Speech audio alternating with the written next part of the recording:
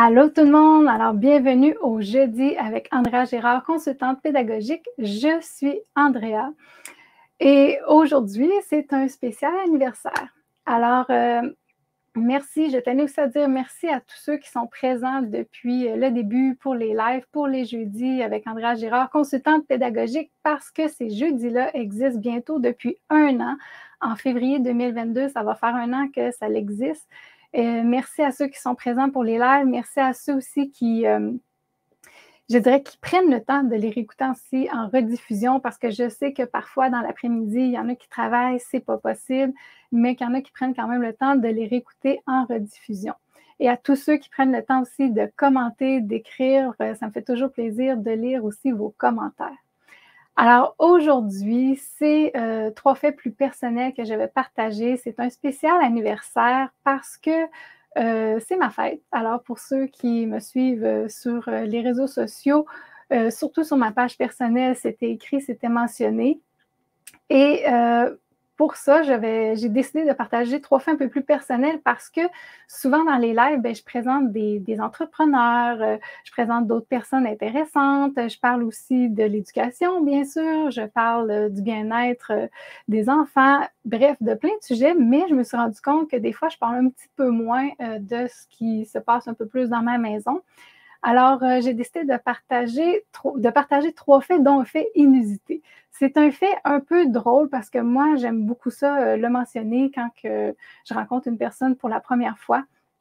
Parce que aujourd'hui, c'est une journée spéciale et unique pour tous les gens qui fêtent leur anniversaire le 18 novembre.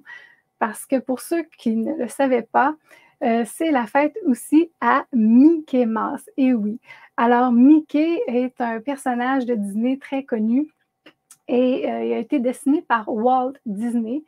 Et le 18 novembre 1928, c'est là que le public a découvert ce personnage-là, où est-ce qu'il sifflait dans un bateau à vapeur et c'était en noir et blanc à l'époque. Et c'est pour ça qu'on dit que c'est la journée de naissance de Mickey Mouse. Alors aujourd'hui, Mickey aurait 93 ans. Il a 93 ans parce qu'il existe toujours le personnage, c'est toujours encore d'actualité et toujours quand même assez populaire chez Disney. Et pour ceux qui sont passionnés de Mickey Mouse comme moi, je vais même partager un fait un peu spécial. Parce que s'il s'appelle Mickey Mouse, c'est grâce à l'épouse à Walt Disney, parce que lui, Walt voulait l'appeler Mortimer. Alors, imaginez Mortimer Mouse, ça fait un peu un drôle de nom. Et je ne sais pas trop comment il le prononcerait, là, donc peut-être Mortimer Mouse. En tout cas, ça fait un drôle de nom, une drôle de prononciation, mais c'est vraiment son épouse qui lui a dit écoute, tu devrais plutôt l'appeler Mickey, c'est beaucoup plus ludique, plus attrayant et ça a l'air un peu plus plaisant, joyeux. Et c'est pour ça que Walt Disney a décidé d'appeler ce personnage-là Mickey Mouse. Alors, pour tous ceux qui fêtent leur anniversaire aujourd'hui, le 18 novembre, comme moi, eh bien, votre anniversaire est en même temps que Mickey Mouse. Et oui. Alors, c'est un fait super inusité, comme je dis, et absurde, mais moi, j'en suis super fière de dire ça, que ma fête est en même temps que Mickey Mouse.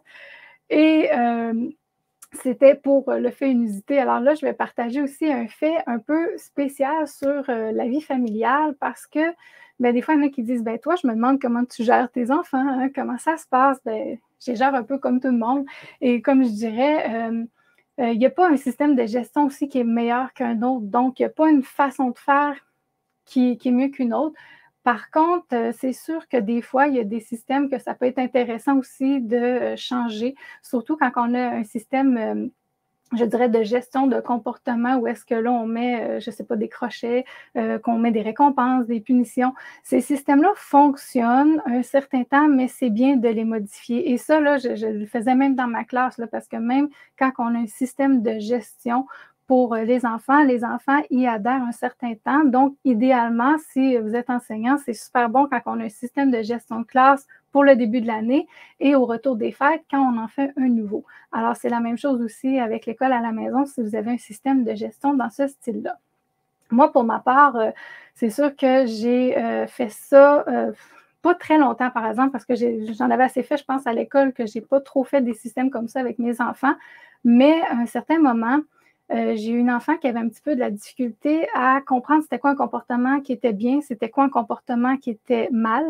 Et là, à ce moment-là, j'avais mis une chenille verte qui, là, montrait des bons comportements. Donc, il y avait un comportement qui était identifié sur chaque rond et il y avait une chenille rouge où est-ce que là, il y avait des comportements mal qui étaient identifiés pour lui apprendre qu'est-ce qui était bien, qu'est-ce qui était mal. Mais ça, encore là, comme je dis, c'est des systèmes qui fonctionnent un certain temps, mais après ça, les enfants grandissent et ça ne fonctionne plus. Et depuis 1 an, alors ça faisait quelques mois que je me cherchais un nouveau système peut-être pour, je dirais, mieux résoudre les conflits, hein, parce que les conflits, il y en a partout, là, même chez nous, entre frères et sœurs, il y a des conflits, c'est sûr. À 3 enfants rapprochés, ils chicanent quand même souvent, comme tous les enfants. Et là, c'est sûr que je cherchais quelque chose qui pourrait vraiment, je dirais, résoudre les conflits autrement, juste par un je m'excuse.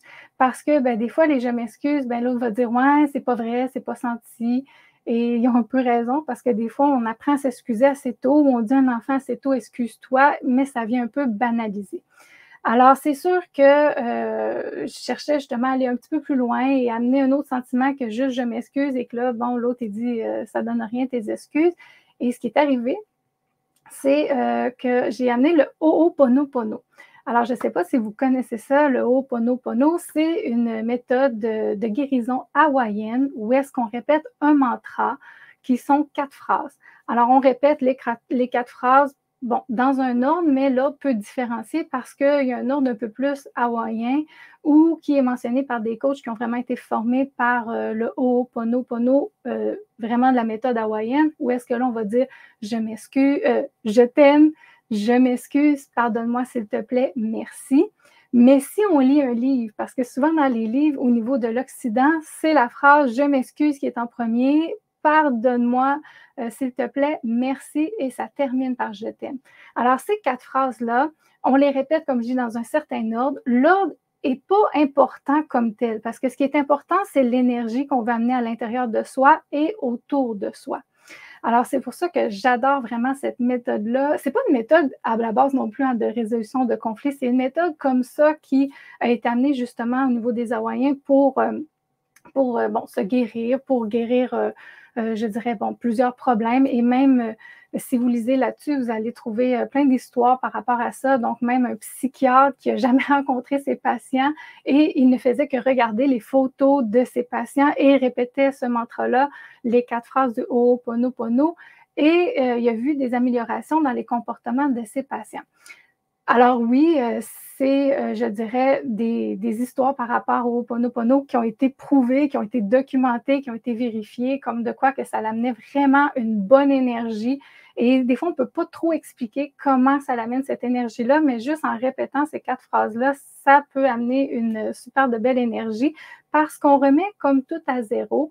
C'est comme si on accepte de dire que là, on cesse le conflit et qu'on cesse aussi toutes les souffrances. Parce que quand il arrive un conflit, donc par exemple, si j'ai un enfant qui frappe un autre enfant, l'enfant qui est frappé, bien sûr, est en souffrance, a mal, n'a pas aimé ça se faire frapper, mais l'autre enfant qui a agressé, qui va frapper, lui aussi ne se sent pas mieux nécessairement. Alors autant qu'on soit l'agresseur ou la victime, dans les 2 cas, il y a de la souffrance et dans les 2 cas, c'est pour ça que le Ho'oponopono, je dirais, va amener une bonne énergie dans les 2. Alors, pas juste celui-là qui a frappé, qui doit s'excuser. Et là, à ce moment-là, souvent, ça amène un peu un sentiment de culpabilité, veux pas, parce que bon, c'est lui, toi, t'as fait mal, toi, tu dois t'excuser. Tandis que dans le Ho'oponopono, on amène les 2 à répéter le mantra parce qu'on considère que les 2 sont responsables du conflit, même si l'autre n'a rien fait nécessairement. Donc, on répète le mantra, etc. Et ça l'amène vraiment, comme je dis, là, ça change totalement l'énergie. Moi, c'est la méthode, en tout cas, qui est instaurée depuis 1 an chez nous. La méthode de résolution de conflit, j'ai amené ça comme ça parce qu'il y en a qui vont pratiquer le Ho'oponopono pour avoir de l'abondance financière, pour avoir l'amour, pour trouver l'amour de leur vie. Alors, on peut pratiquer vraiment cette méthode-là, je dirais, pour plein de choses. Là. Alors, pour tout ce qu'on veut, pour la santé, etc. Mais moi, chez nous, j'ai décidé de l'amener vraiment plus au niveau de la résolution de conflits. Et là, j'ai vraiment inclus tout le monde, là, pas juste les enfants. Là. Donc, même moi, si je fais quelque chose que mes enfants n'ont pas aimé, je vais faire mon Ho'oponopono envers eux. Mon mari aussi, je l'ai amené à faire aussi le Ho'oponopono. Et c'est quand même très drôle, là.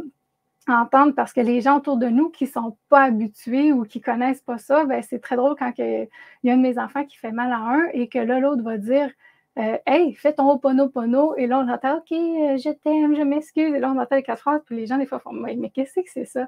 Mais comme je dis, ça change. Après ça, là, c'est pas du tout comme c'était avant là, qu'on fasse du Ho'oponopono. Là. Les enfants, après ça, on dirait qu'ils sont plus heureux. Ils ont passé vraiment à autre chose et ça remet vraiment tout à zéro.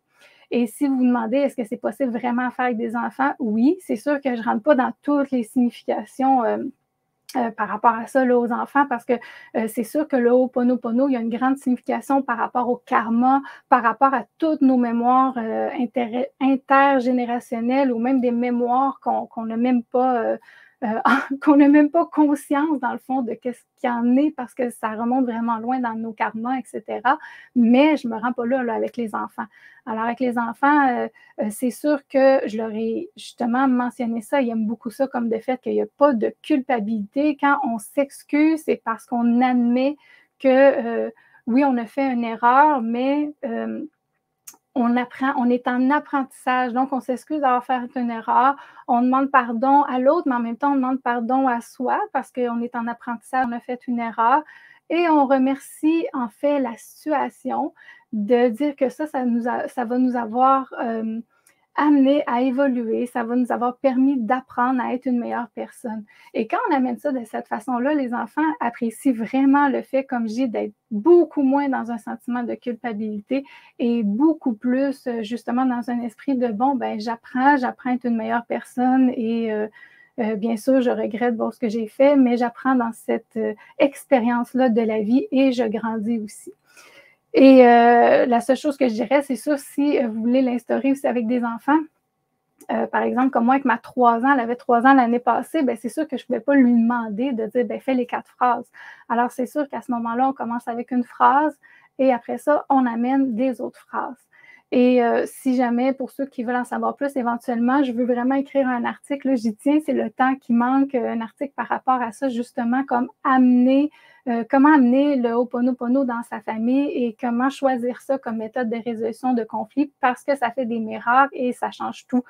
Et pour ceux qui voudraient peut-être, sans initier leurs enfants, mais juste les amener voir s'ils ont un intérêt avec le Ho'oponopono, il y a un film sur Netflix qui s'appelle Ohana. Alors, c'est un film qui se déroule en Hawaï avec les valeurs hawaïennes et justement, on les voit faire le Ho'oponopono entre eux autres, entre les grands-parents, entre les frères, les sœurs. Et mes enfants avaient vraiment adoré ce film-là et ça a été un grand élément déclencheur où est-ce que là, j'avais vu qu'il y avait un intérêt pour cette méthode-là et que j'ai poussé un petit peu plus justement pour l'instaurer. Et c'est vraiment, comme je dis aujourd'hui, c'est très commun, là, sont habitués, là, quand il arrive quelque chose, ils vont dire, ben, fais ton Ho'oponopono. Ou des fois, moi, je pense que vous êtes dû pour faire un petit Ho'oponopono. Alors, c'est rendu, je dirais, très habituel pour mes enfants. Et je termine avec un fait aujourd'hui parce que c'était quand même un live un petit peu plus court où est-ce que là, comme je disais, c'est un spécial anniversaire que je partageais simplement des faits personnels. Et sur un fait que les gens me demandent souvent justement comment ça se passe, moi, chez moi, ma journée type d'école à la maison. Alors, c'est un fait, je dirais, un peu plus scolaire parce que je trouve ça un petit peu drôle parce que je ne considère pas que j'ai une journée type d'école à la maison. Ça, je sais qu'il y en a une qui m'avait posé cette question-là pour être une personne qui s'est inscrite là, pour être membre dans mon groupe Les parents éducateurs de la francophonie mondiale. Et elle m'avait dit justement, je pense que tu vas me répondre que tu n'as pas de journée type. Mais oui, c'est un peu ça, je n'ai pas de journée type. Parce que je ne suis pas, je l'avais déjà mentionné, je ne suis pas trop du type à avoir un horaire où est-ce que là, je détermine l'heure de lever, l'heure où est-ce qu'on mange, l'heure où est-ce qu'on fait des mathématiques, où est-ce qu'on fait du français, qu'il y a une pause. Parce que là, il y en a que je sais qu'on aura vraiment, vraiment strict, là, que tout est mentionné. Donc, non, je n'ai pas de ce genre d'horaire-là. Alors oui, j'ai un horaire et je vais l'expliquer un peu, mais c'est un horaire un peu plus pour moi. Donc, peu importe je dirais la façon dont on décide de faire l'école à la maison. Peu importe la pédagogie qu'on décide d'utiliser, moi, ce que je trouve important, c'est d'avoir un encadrement. Et ça, tous les coachs en parentalité vont vous le dire, c'est important d'offrir à ses enfants un encadrement. Et même pour ceux qui disent, oui, mais ceux qui sont dans le homeschooling, mais Thierry Pardo, là, mon ami, il l'a déjà dit en entrevue, là, c'est pas parce qu'on est dans le homeschooling qu'on n'offre pas un encadrement à ses enfants. Il y a des règles familiales à respecter et on propose quand même à notre enfant un certain cadre là, dans la maison. Alors, c'est sûr que ça, c'est vraiment important. Alors, c'est sûr que moi, c'est ma ligne directrice, c'est sûr d'avoir un encadrement, d'offrir un encadrement à mes enfants, de savoir, moi, où est-ce que je m'en vais avec leur scolarité. Ça, je trouve, c'est ce qui est le plus important. Et pour tout le monde aussi, c'est justement pourquoi on retrouve aussi autant de façons de faire l'école à la maison, bien parce qu'on fonctionne comment que nous, on est. Et justement, il ne faut pas juger parce que tant que les parents offrent un encadrement, moi, je dis qu'il n'y a pas de problème, c'est ce qu'il faut. Là, ensuite, la liberté qu'on met dans cet horaire-là, dans cet encadrement-là, est variable pour tous. Alors, oui, j'ai un horaire que moi, j'ai fait, un horaire même qui est différent de 2 semaines. Alors, j'ai 2 semaines complètement différentes, donc il n'y a personne qui pourrait dire, ben moi, je m'en viens chez vous voir c'est quoi ta journée type. Comme je disais, j'en ai pas. Et j'ai un horaire un peu, comme j'ai différent sur 2 semaines parce que, ben, comme vous le savez, j'ai des lives aux 2 semaines. Alors, cette semaine-là où est-ce que j'ai des lives, j'ai aussi beaucoup plus de disponibilité pour des consultations pédagogiques, pour rencontrer aussi les membres qui ont choisi la formule la formation Ma maison, mon école, ma liberté en formule accompagnée. Alors, c'est là que je fais plus, si on veut, mes rencontres, que j'ai beaucoup plus d'heures de travail en personne avec du monde ou, comme j'ai au niveau des lives. Mais j'ai une autre semaine où est-ce que là, j'ai pas de live et que je me suis mis très peu de disponibilité à ce moment-là pour rencontrer du monde parce que là, je mets plus de disponibilité pour l'école. Alors, mes enfants savent qu'il y a une semaine où est-ce que j'ai beaucoup plus de disponibilité à offrir pour l'école à la maison et l'autre semaine où est-ce que j'en ai moins.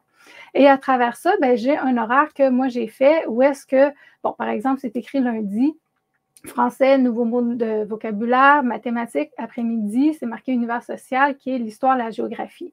Mais il n'y a pas d'heure typique. Et moi, c'est juste pour m'assurer que dans toute ma semaine, des fois, je fais juste regarder, dire, tu sais, ça, j'ai pas d'idée. Bon, qu'est-ce qu'on fait aujourd'hui? Ah oui, je regarde l'horaire. Ah ouais, c'est vrai, on n'a pas fait de mathématiques résoudre. Ouais, ça serait peut-être important de faire un peu de résolution de problème. Ou, bon, c'est juste un horaire, comme je dis, qui m'aide, moi, pour m'encadrer, moi, savoir où est-ce que je m'en vais, me donner une ligne directrice. Mais les enfants ne sont pas tenus de se lever le matin, de regarder leur horaire et bon, dire qu'il faut absolument qu'ils fassent ça. Par contre, là, je ne l'ai pas précisé, mais je l'ai déjà précisé. Moi, mon horaire change à chaque année dans le sens que mon fonctionnement d'école à la maison aussi varie parce que je considère qu'on doit aussi adapter notre fonctionnement, un peu comme le système, comme je disais, de gestion d'enfants ou peu importe les systèmes de gestion de classe. C'est bien de varier, de s'adapter. Les enfants grandissent, les enfants changent et c'est sûr que chaque année, c'est un peu différent. Donc, cette manière-là que j'ai de fonctionner présentement, ce ne sera pas peut-être la même l'année prochaine. Peut-être ça va modifier, peut-être je vais avoir besoin de plus d'heures de travail, peut-être moins, etc.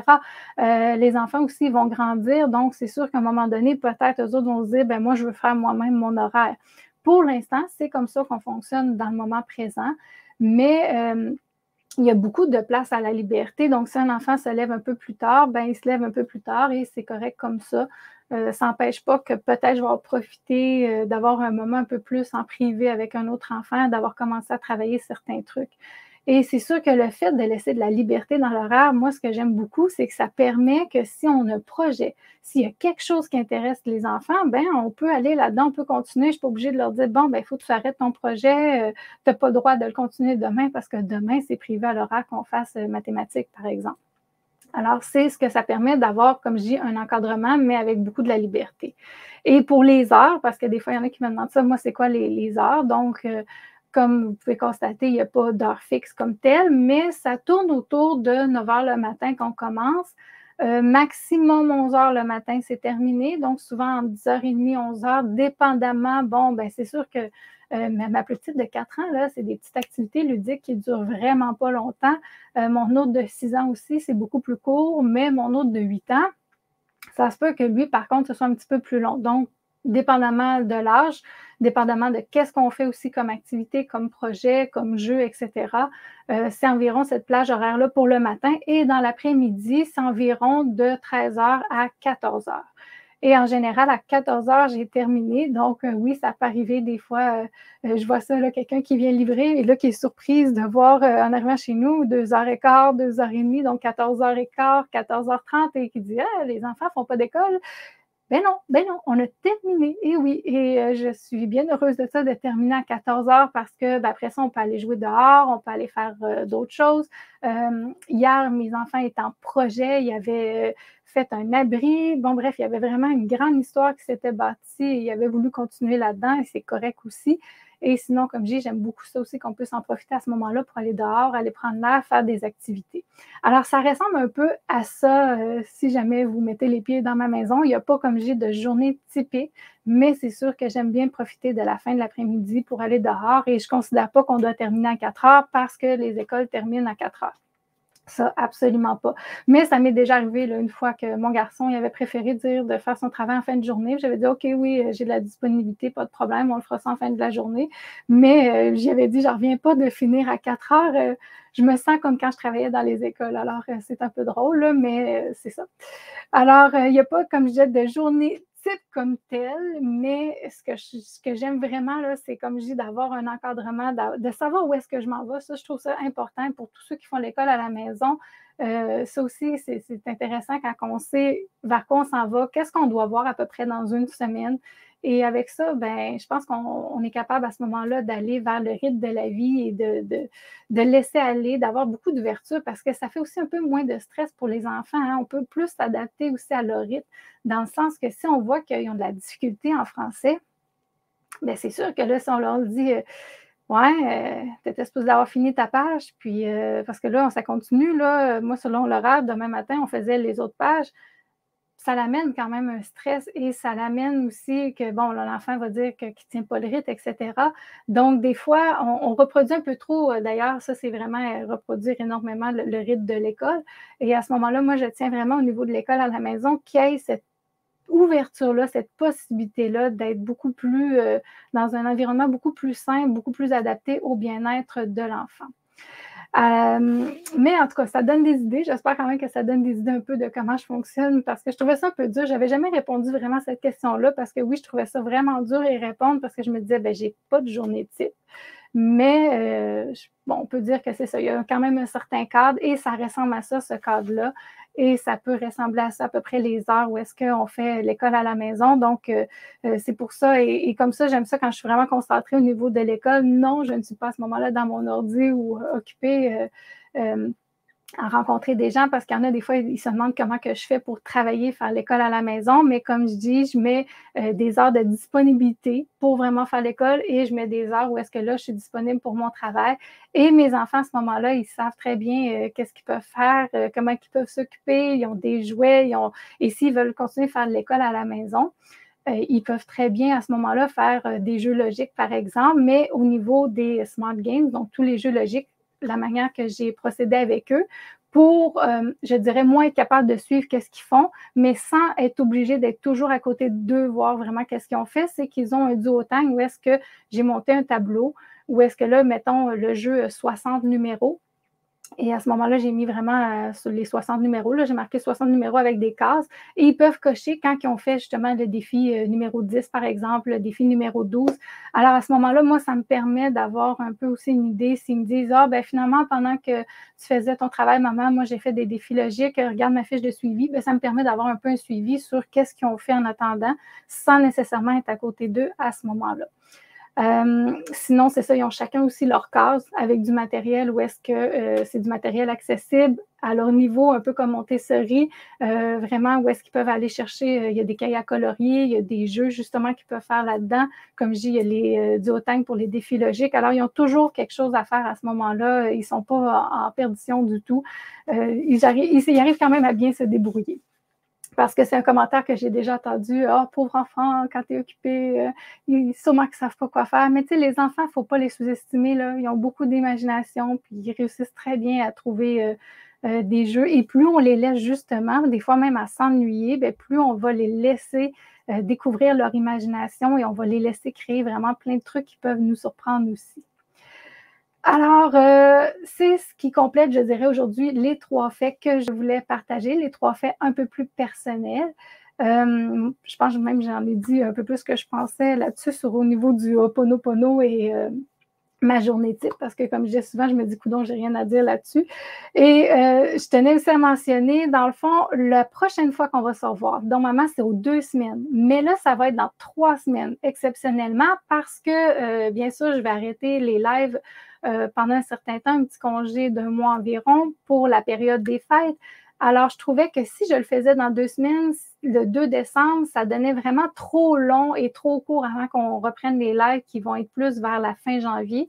Alors, j'ai préféré le faire vraiment le 9 décembre. Ça va être là la prochaine fois qu'on va se revoir ensemble et je vais parler un petit peu de qu'est-ce qui est à faire au niveau là, de l'école à la maison pour ceux qui font l'école à la maison, démêler un peu c'est quoi l'état de la situation, le bilan, demi-parcours. Pour certaines personnes, c'est déjà à produire depuis le mois de novembre. Beaucoup, c'est en décembre, janvier et février qu'on doit produire ces documents-là. Alors, je vais un petit peu en parler. Je vais faire aussi un genre de bilan parce que justement, on termine l'année 2021. Et ensuite, pour l'année 2022, qu'est-ce qui va s'en venir? Bien, je vais en parler au prochain live. Et pour ceux qui me suivent aussi pour les réseaux sociaux, peut-être vous avez vu récemment, j'ai déposé des nouveaux documents. Donc, un nouveau document sur la monnaie canadienne pour le niveau 3e année, le niveau CE2, pour ceux qui peut-être voyageraient au Canada, qui voudraient aussi apprendre sur la monnaie canadienne. Et d'ici la fin du mois de novembre, il va y avoir le document qui va être disponible aussi pour le niveau 4e année. Mais le document 3e année peut aussi faire pour le niveau 4e année. Et dans quelques jours, je dirais plus la semaine prochaine environ, il va y avoir aussi un document gratuit de 20 pages qui va être disponible sur mes boutiques pour écrire une lettre au Père Noël. Alors, comment écrire sa lettre au Père Noël? Moi, je trouvais qu'il n'y avait pas de document à ce sujet-là. Pas de document aussi qui m'interpellait parce que Post Canada propose de magnifiques, c'est vraiment magnifique là, les modèles qu'ils proposent, là, je les ai plus avec moi, je les ai justement, j'ai mis de côté tantôt. Alors, ils proposent des magnifiques lettres, des modèles que les enfants peuvent remplir et mes enfants ont déjà, bon, suivi ces modèles-là, on les a adaptés un petit peu. Mais à toutes les fois, ce sont des modèles beaucoup pour les écoles où est-ce que c'est écrit que, bon, l'enfant remplit son nom et remplit l'adresse de l'école. Et souvent, il y a des cases à compléter que là, l'enfant doit parler de son école, à la récréation, qu'est-ce qu'il fait, du nom de son professeur. Mes enfants qui font l'école à la maison depuis toujours, depuis 5 ans, ben, ils ne se sentent pas très interpellés. Ils trouvent toujours que c'est un texte qui n'est pas très approprié pour eux. Alors, c'est sûr que j'ai souvent adapté moi-même bon, les lettres, j'en faisais d'autres, mais c'est sûr que je me disais que là, j'étais tannée un petit peu de toujours les adapter. Je me dis, ben voyons, je vais en concevoir. Hein. T'attends qu'à concevoir du matériel, j'ai toujours fait ça parce que ben, dans ma formation en enseignement, j'avais pas le droit en stage de prendre des cahiers, j'avais pas le droit d'ouvrir des cahiers. On devait concevoir nous-mêmes notre matériel, alors j'étais habituée à ça. Alors je me suis dit, ben, je vais concevoir des lettres, mais tant qu'à faire, j'ai vraiment fait un document complet. Hein. Ça arrive des fois, hein, je ne fais pas les choses à moitié. Alors, j'ai vraiment fait un document où est-ce que là, c'est écrit comment même ça se construit une lettre au Père Noël. Et c'est important d'écrire aussi son adresse. Des fois, ils ne pensent pas, mais d'écrire son adresse postale parce que le Père Noël, si on veut qu'il nous réécrive, quand on envoie nos lettres à la poste, ben, il faut écrire son adresse si on veut avoir une lettre de retour. Et comment ça prend, bon, c'est quoi toutes les formes, la structure d'une lettre pour le Père Noël.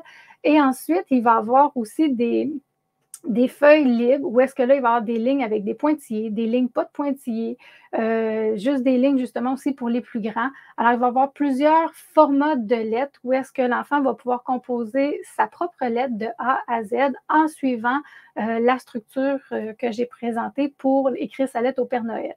Et pour ceux qui veulent avoir vraiment des modèles à remplir parce que, bon, leur enfant a plus de difficultés en écriture, à ce moment-là, il va y avoir aussi des lettres. Il y a des lettres même pour les enfants où est-ce que c'est des dessins qui remplacent un petit peu certains mots. Et sinon, il va y avoir des cases quand même un petit peu à remplir, comme juste le nom, l'âge de l'enfant, etc.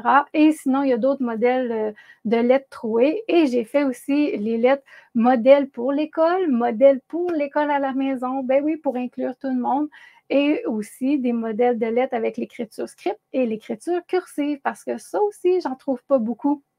Et ça, je vais vous en parler beaucoup plus en 2022 parce que je suis en train de bâtir une autre formation en ligne, mais j'appelle ça plus un atelier en ligne parce que c'est vraiment plus court et c'est beaucoup plus pour apprendre tout de suite comment enseigner les stratégies de lecture, d'écriture.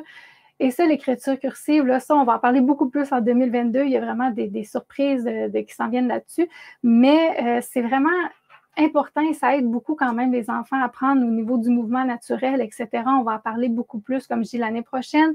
Mais ce qui me fascine dans l'écriture cursive, c'est qu'on demande aux enfants d'écrire en lettres cursives, puis bon, ça respecte le mouvement naturel, etc. Mais c'est beau à tenir un crayon et écrire, mais il faut en lire aussi des textes. Et il y a peu de textes qu'on lit, souvent c'est de l'écriture script, il y a peu de textes qu'on lit qui est en écriture cursive. Alors, il y a les livres Montessori, peut-être que vous connaissez, alors mes lectures Montessori que de l'écriture cursive. Et c'est important que si notre enfant apprend l'écriture cursive, mais qu'il en lit aussi, qu'il voit aussi cette forme d'écriture-là, parce que les enfants, bien, c'est sûr que plus ils vont en voir, plus ils vont apprendre, intérioriser justement les formes de lettres cursives. Mais s'ils ne font que lire des livres où est-ce que c'est de l'écriture script, c'est sûr, c'est un peu difficile quand on leur demande toujours d'écrire en écriture cursive, mais ils ne lisent toujours qu'en écriture script. Alors, c'est pour ça que j'ai décidé de faire des formats, des modèles de lettres qui sont en écriture script, mais qui sont aussi en écriture cursive. L'écriture cursive, en passant, pardon, c'est vraiment une déformation professionnelle, c'est l'écriture en lettres attachées. Alors, quand on dit une écriture cursive, c'est en lettres attachées. L'écriture script, c'est les lettres qui ne sont pas détachées. Alors, suivez ça, ça va être annoncé. Je n'ai pas de date comme telle, je ne peux pas dévoiler de date précisément, mais je crois que la semaine prochaine, ça devrait être disponible dans les boutiques Mieux Enseigner et Teachers Pay Teachers. Alors, un document de 20 pages qui, normalement, je vendrais ça au moins 5 $ qui, là, va être complètement gratuit. Alors, merci, comme j'ai dit, pour ceux qui étaient là au début, merci d'être présents pour les lives. Merci aussi de les réécouter en rediffusion. Merci de commenter. C'est toujours un bonheur de lire vos commentaires. Et on se retrouve le 9 décembre pour le dernier live de l'année 2021. Je vous souhaite une bonne fin d'après-midi pour ceux qui sont au Québec et une bonne fin de soirée pour ceux qui sont en France. Bye!